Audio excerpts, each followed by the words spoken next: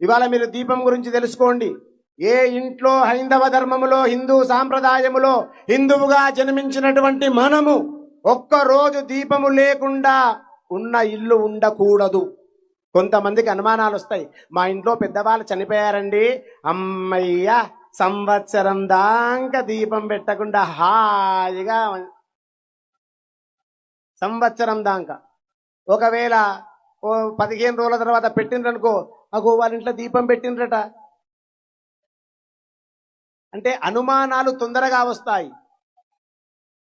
జననము మరణము, జాతస్య మరణం ధ్రువం. పుట్టినవాడు కైలాసముకు పోవక తప్పదు, కానీ ఆ 11 రోజులు మాత్రమే దీపం పెట్టకూడదు.